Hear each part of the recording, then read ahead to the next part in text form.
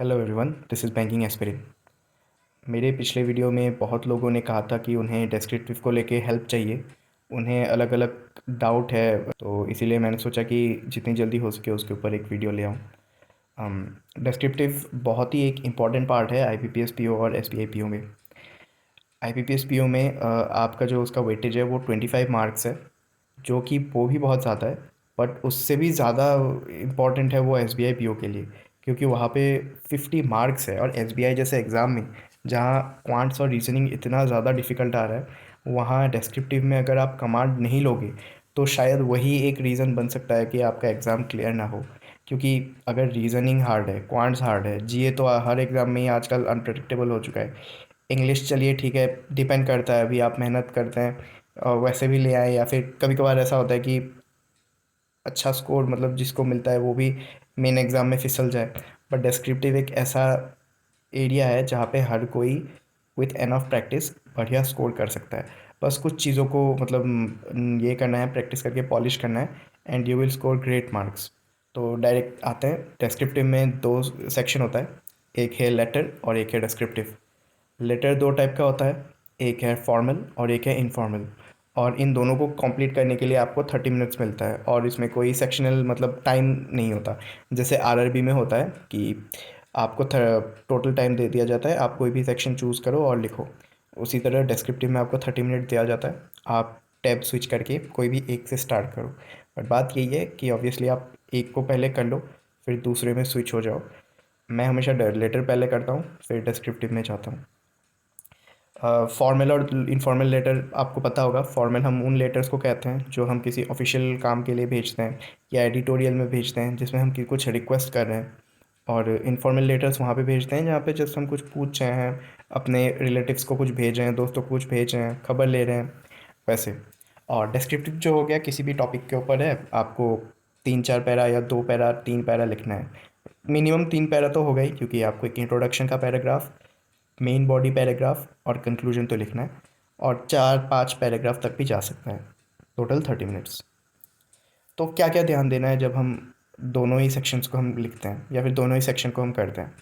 अब बात यह है कि एग्जैक्टली कहीं भी एक्सप्लेन नहीं किया है कि ये जो मार्किंग करने वाला जो एप्लीकेशन या जो भी वो लोग यूज़ करते हैं, वो किन किन चीज़ों को मतलब ध्यान देता है, या फिर किन किन क्राइटेरियाज़ के उस हिसाब से मार्क्स देता है। ये तो श्योर है कि ये कोई ह्यूमन चेक नहीं करता है, तो रोबोट ही चेक करता है। अब इसका डाउन साइड ये हो गया कि वो हर एक प्रॉब्लम को आसानी से वो मतलब देख देगा, और हर कोई भी मिस्टेक मतलब कोई हर कोई छोटा मिस्टेक पकड़ा जाएगा। और इसका इसका अपसाइड ये है कि unlike right written examination like UPSC, आपको अपने लेटर्स को या फिर अपने डिस्क्रिप्टिव को अट्रैक्टिव बनाना नहीं है।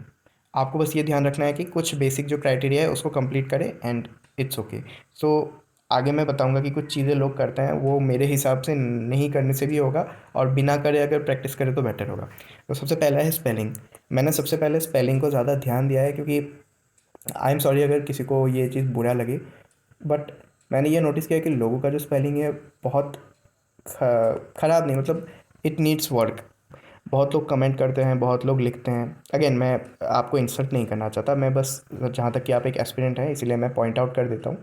बहुत लोग कुछ बेसिक स्पेलिंग्स गलत लिखते हैं, जैसे वीडियो का स्पेलिंग बहुत लोग VEDEO लिखते हैं, या फिर VEDIO। वैसे मतलब गलत गलत एज इफ मतलब वो लोग जिस तरह प्रोनाउंस करते हैं उसी तरह उसको लिख देते हैं। तो ये आपको डिस्क्रिप्टिव में बहुत प्रॉब्लम देगा। दे सकता है नहीं, डेफिनेटली देगा। क्योंकि अगर आप डेली यूज़ में ही उसको वैसे लिख रहे हैं, तो आप एग्ज़ाम में कैसे सोच सकते हैं कि करेक्ट लिखेंगे। और अगर करेक्ट उस समय आप ध्यान देते भी हैं, तब भी आपको बहुत ज़्यादा टाइम लगता है। तो प्रॉपर स्पेलिंग लिखना आपको अपने बिहेवियर में लाना ही होगा। आप लोग जब कीबोर्ड से लिखते हैं, आप नोटिस करते होंगे शायद कि जब हम लिखते हैं तो अंडरलाइन आ जाता है गलत स्पेलिंग्स में। अब ये चीज़ इंग्लिश की बात नहीं कर रहा, जब आप इंग्लिश लिखते हो तभी। तो वैसे में ही आप नोटिस करना कौन सी चीज़ों को आप गलत लिखते हो। जब किसी को आप मैसेज भेज रहे हो तभी आ जाता है, स्पेशली एंड्रॉयड में तो आजकल ये भी आ जाता है कि प्रॉपर ग्रामर भी वो पॉइंट आउट कर देता है। अभी पता नहीं कौन से एंड्रॉयड वर्जन्स में ये है, बट गूगल कीबोर्ड में तो होता है, गूगल कीपैड के साथ, कि आप अगर कोई ग्रामेटिकल मिस्टेक भी करते हो तो वो भी पॉइंट आउट होता है। तो उन सबको नोटिस करना और उसी से अपने आप को इम्प्रूव करने की कोशिश करना। अभी स्पेलिंग जो है उसको लेके ये मैं यही कहूँगा कि कोई कॉम्प्लिकेटेड वर्ड सीखने की ज़रूरत नहीं है। जो बेसिक बेसिक शब्द है ना, जैसे मैंने अभी कहा वीडियो वगैरह, इन सब में ही आपको ध्यान देना है कि इन सबको गलत नहीं करना है। सेकंड हो गया पंक्चुएशन, मतलब full stop, comma, question mark, exclamation वगैरह वगैरह। मोस्टली हम लोग पंक्चुएशन में फुल स्टॉप और कॉमा ही सबसे ज़्यादा मेजॉरिटी 95% टाइम यूज़ होगा। तो यही है कि सही यूज़ करना है। मतलब आप जब एक सेंटेंस लिख रहे हो, जब सेंटेंस ख़त्म होता है, ख़त्म होते ही फुल स्टॉप देना है। वर्ड को कंप्लीट करके स्पेस दे के फुल स्टॉप नहीं देना है। वर्ड ख़त्म हुआ, फुल स्टॉप, देन एक स्पेस देके फिर वर्ड को कंटिन्यू करना है।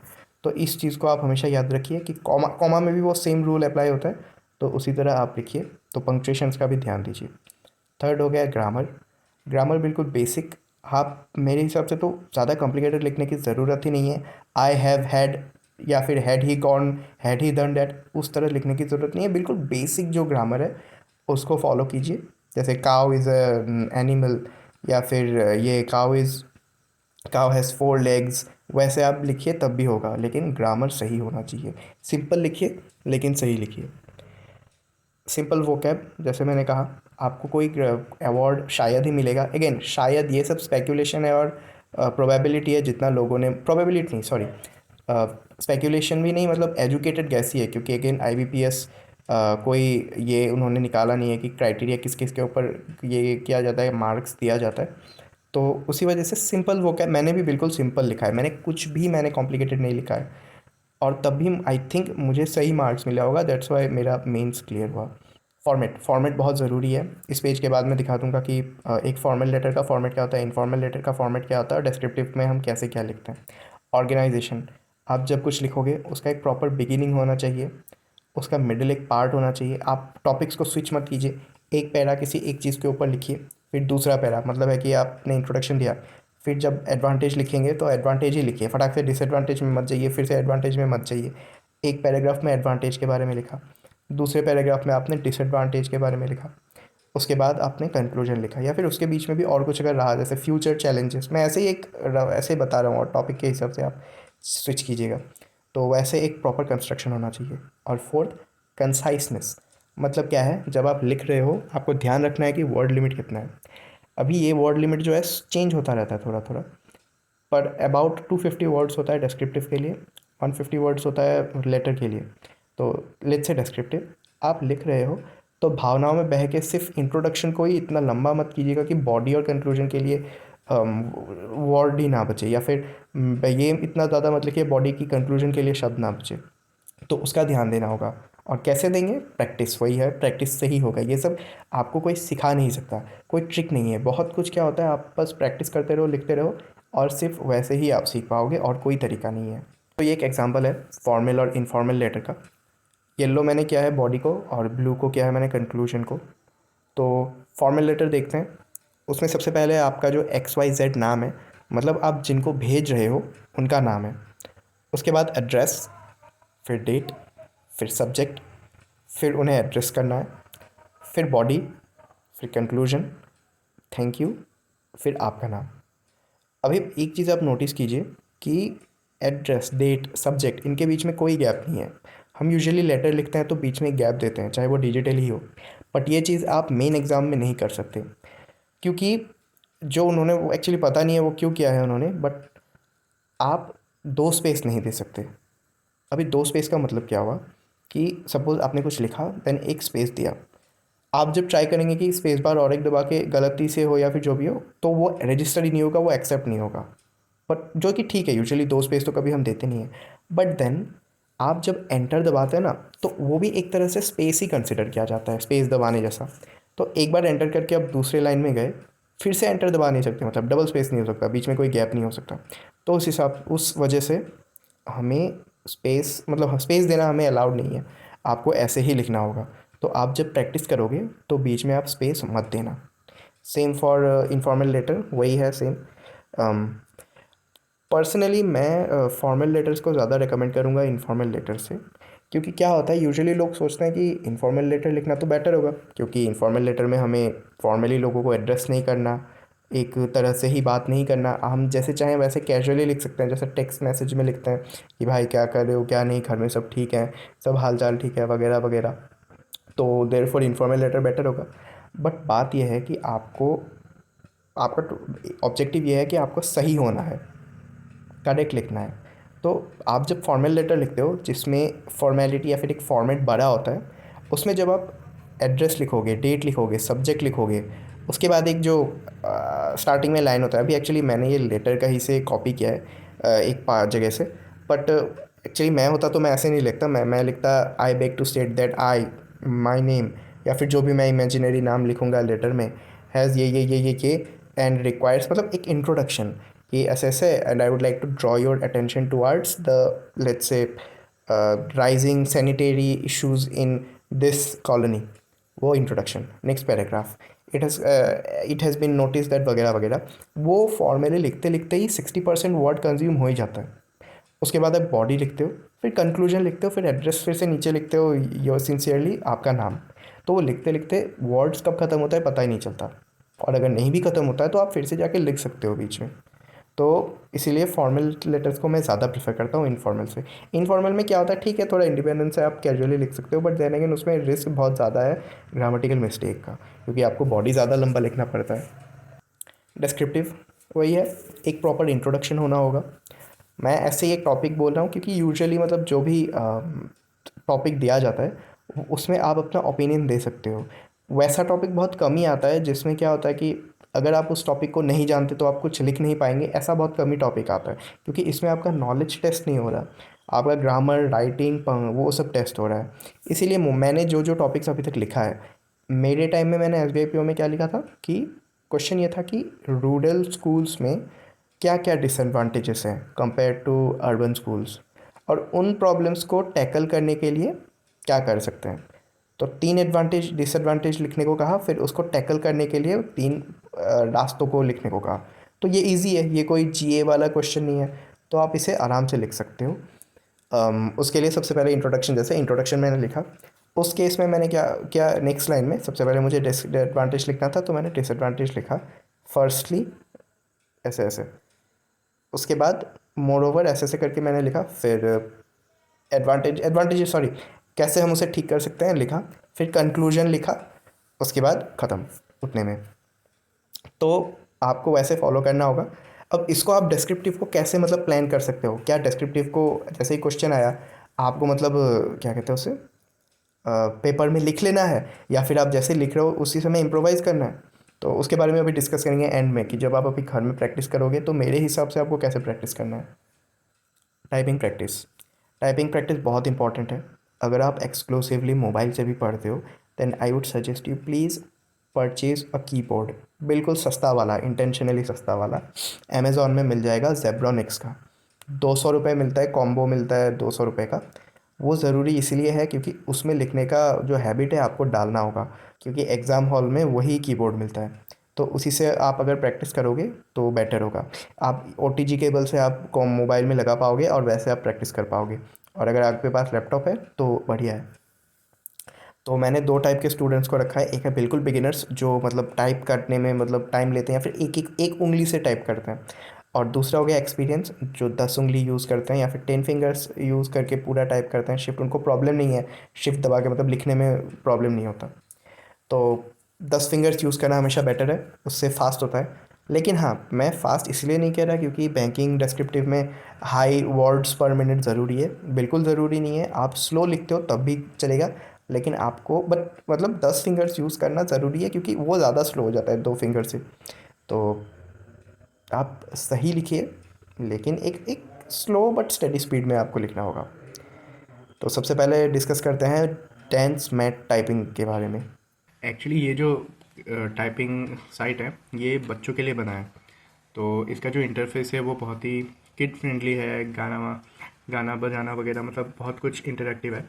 लेकिन ये बहुत ही ज़्यादा यूज़फुल है क्योंकि इसको बच्चों को मतलब ध्यान में रखते हुए ही डिज़ाइन किया गया था।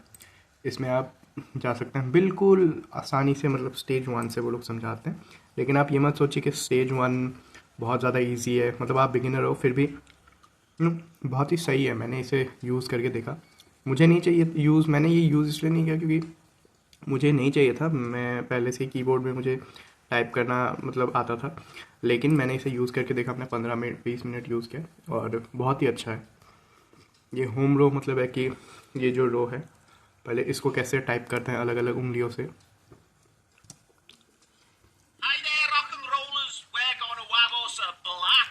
अभी जहाँ तक ये बच्चों के लिए बनाया तो ऐसे थोड़ा इंटरेक्टिव बनाना पड़ता है, बट जो भी है गाना वाना जो भी गाते हैं इसको आप इग्नोर कीजिए, सिर्फ जो एक्चुअल काम है उस पर ध्यान दीजिए। आई थिंक स्टेप 1 से लेके जो स्टेप 14 तक होगा उसमें ओवरऑल ऑल टोटल 1 घंटा लगेगा, तो आप उसको कीजिए। उसके बाद गाना वगैरह जो होता है वो स्किप कर दीजिएगा, लेकिन आई थिंक ये आपके लिए बहुत ज़्यादा हेल्पफुल होगा। आप ट्राई कीजिए। ये मैं अभी एग्जिट कर रहा हूँ।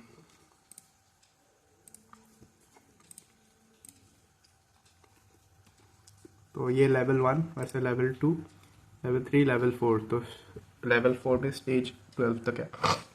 उसके बाद आप बाकी सब भी ट्राई कर सकते हैं। और अगर वो आपके लिए बहुत इजी है, अगर आप बेसिक टाइपिंग कर सकते हैं तो आप इस साइट को यूज़ कीजिए, या फिर मैंने जो पहला साइट कहा वो यूज़ करने के बाद आपको एक तरह से आइडिया हो गया है कि कैसे मतलब 10 फिंगर्स को यूज़ करके टाइप कर सकते हैं। उसके बाद आप ये साइट यूज़ कर सकते हैं। ये बिगिनर्स से प्रो सबके लिए है। एक्चुअली ये जो साइट है इसमें आपको आप स्पीड टेस्ट देख सकते हो, बट ये स्पीड टेस्ट देखने के लिए नहीं है, मतलब फॉर बैंकिंग, क्योंकि हाई नेट ये वर्ड्स पर मिनट की कोई ज़रूरत नहीं है बैंकिंग में। आपको 40 वर्ड्स पर मिनट, 35 वर्ड्स पर मिनट कोई ज़रूरत नहीं है, आपको एनफ टाइम मिलता है धीरे धीरे लिखने के लिए। इसमें आपको बस ये ध्यान देना है जो कुछ भी लिखा है आपको सही लिखना है, मतलब 100% एक्यूरेसी पे आप ध्यान दीजिए। ये अभी मैं कुछ दबा नहीं रहा इसीलिए टाइमर स्टार्ट नहीं हुआ, जैसे ही मैं अभी दबाना स्टार्ट दूंगा, अभी मैं एक उंगली से टाइप कर रहा हूँ इसीलिए टाइम लग रहा है, पर जो भी हो ऐसे ये टाइम स्टार्ट हो जाता है। उसके बाद जब ये 0 तक पहुँचेगा तो वो एक्यूरेसी दिखाता है। आपको बस वही ट्राई करना है 10 फिंगर्स के साथ।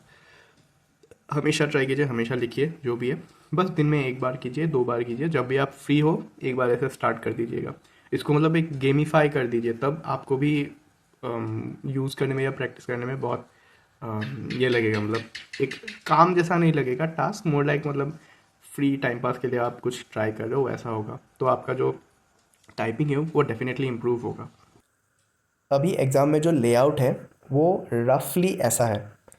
अब रफली इसीलिए कह रहा हूँ क्योंकि क्या हुआ है कि ये थोड़ा थोड़ा स्लाइड कभी चेंज होता है, बट डोंट वरी, चेंज कभी ऐसा नहीं होगा कि अगर आप ये देख के जा रहे हैं या फिर आपने ये देखा भी नहीं है तो आप वहाँ पे कंफ्यूज हो जाओगे या फिर बहुत पजलिंग होगा।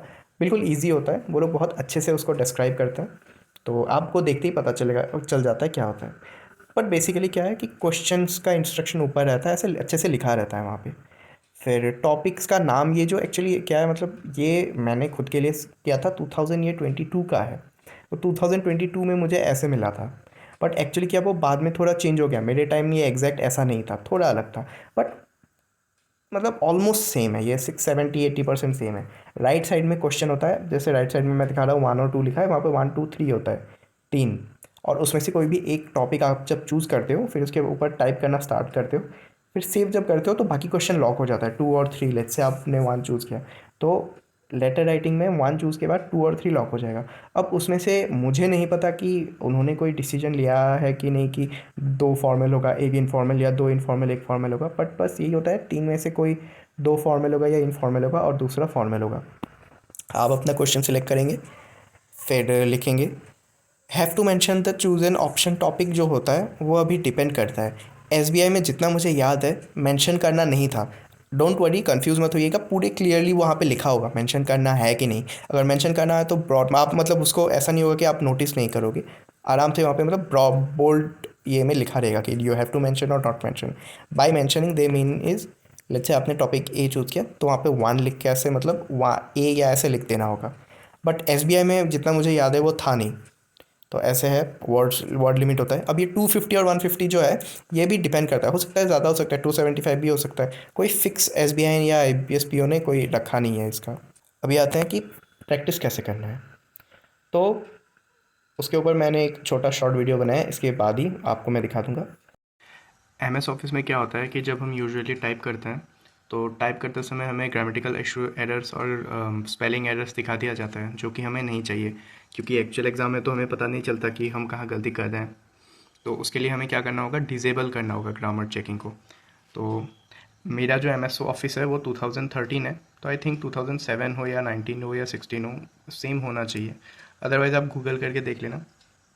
यहाँ ऑप्शन में चाहिए फाइल्स के बाद यहाँ पे एक टैब होगा प्रूफिंग, यहाँ जाके ये ऐसे टिक रहता है check spelling as you type, इसको अनटिक करना है। ओके दबाना है। तो क्या होता है, आप कुछ भी दबाओगे तो अभी देखो वो लाल अंडरलाइन नहीं आएगा। तो वही एग्जांपल मैं दिखा रहा था। एक मैंने लेटर लिख रखा था, लेट से आप प्रैक्टिस कर रहे हो, हाँ। तो एक टॉपिक ढूंढना, कोई भी एक टॉपिक, और द रीज़न कि मैं ये कहता हूँ इंस्टेंटली, वो मैंने ऑलरेडी कोई भी एक टॉपिक ढूंढना। जैसे मैंने कहा रैंडम टॉपिक ढूंढा, उसके ऊपर आपने तभी इम्प्रोवाइज़ करके आपने लिखा। एक बार लिखने के बाद पूरी चीज़ को कॉपी करना और फिर ब्राउज़र में ग्रामरली साइट में जाना। ग्रामरली आपको एक अकाउंट बनाना होगा, बट ये पूरा फ्री है। तो उसमें एक पैनल आएगा टाइप, उसमें इस पूरे को पेस्ट कर देना है। तो देखिए ये एरर दिखा रहा है, आपको इससे एरर देखना है। एक्चुअली ठीक नहीं करना, आपको आपके एरर्स देखने हैं कि सपोज़ ये आपने इंटेंशनली गलत नहीं किया था, तो आपको पता चल रहा है कि अच्छा ठीक है, टाइपिंग करते समय आप स्पेलिंग्स का ध्यान नहीं रख रहे, या फिर टेक्स्ट स्लिप हो जा रहा है, या फिर ग्रामेटिकल एरर हो सकता है। अभी इसमें हो गया योर बैंक रिक्वेस्ट्स यू, नहीं रिक्वेस्ट यू। जीवन ज्योति जो है वो बस वो कैपिटल होगा, ये अकाउंट का स्पेलिंग गलत है। तो वैसे ही my son's name, not my son name. Alternatively आप चैट जीपीटी भी यूज़ कर सकते हो, सेम उसमें आपको पेस्ट करना है, और पेस्ट के बाद आपको लिख देना है प्लीज़, प्लीज़ लिखो वो मैं, मुझे वो आदत है, लिस्ट द एरर्स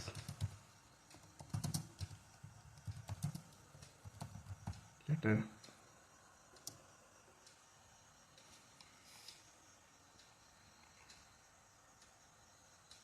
तो आई थिंक मुझे पर्सनली ग्रामरली से ज़्यादा ये अच्छा लगता है, क्योंकि ये बहुत ही precisely, even not as a spelling, इसमें सब कुछ दिखा दिया जाता है। तो पर्सनली मैं चैट जीपीटी ज़्यादा प्रेफर करता हूँ, क्योंकि इसमें एक प्रॉपर कंस्ट्रक्टिव क्रिटिसिज्म दिया जाता है। रैंडम टॉपिक क्यों चूज़ करने को बोल रहा हूँ, बहुत लोग क्या करते हैं कि डेस्क्रिप्टिव में खुद का एक ये बना लेते हैं कि जो सबसे रेलेवेंट टॉपिक्स है उनके ऊपर हम लोग एक फ़ाइल बनाएंगे ताकि उसके ऊपर नॉलेज रहे। मेन एग्ज़ाम में उतना टाइम नहीं मिलता कि आप उन सब टॉपिक नॉलेज को एक साथ मतलब डाल सकें, और ना ही वो नेसेसरी है। आपको वहाँ पे एक आपको आर्ट सीखना होगा कि इम्प्रोवाइज़ करके वहाँ पे आपको लिखना है, क्योंकि आप क्या लिखते हो उससे ज़्यादा मैटर करता है। क्या क्या लिखता है मैटर तो करता है, कॉन्टेक्स्ट मैटर करता है। आप ऐसे मतलब पूछ रहे हैं वो लोग ट्राउट के बारे में, आप लिख के आ रहे हो कुछ वाइल्ड लाइफ सेंचुरी के बारे में, ऐसा भी नहीं होता। लेकिन ज़रूरी भी नहीं है कि आप अगर ट्राउट के बारे में लिख रहे हो तो उसके बारे में आपको फैक्ट्स पता होना चाहिए, या फिर न्यूज़ में लेटेस्ट क्या हुआ, वैसा कुछ नहीं है। ड्राउट के बारे में आपको बेसिक जो पता होगा वो लिख दीजिएगा। मेन मैटर करता है स्पेलिंग, पंक्चुएशन, फॉर्मेट, और एक जो प्रॉपरली लिखना होता है वो सब। तो मेरे पास फ़िलहाल शेयर करने को इतना ही था। आई होप इससे आपको कुछ नया सीखने को मिला, या फिर अगर आपको अभी भी कन्फ्यूजन है या फिर आप कुछ पूछना चाहते हैं तो ज़रूर कमेंट सेक्शन में लिखिए। मेरे पास टाइम थोड़ा लिमिटेड था, इसीलिए मैंने बहुत हैफेजर्डली ये वीडियो बनाया, तो शायद कहीं एरर रह गया होगा। तो इसीलिए कुछ भी आपको डाउट हो तो ज़रूर पूछिए, and I will try my best to help you. Okay, thank you and see you in the next video.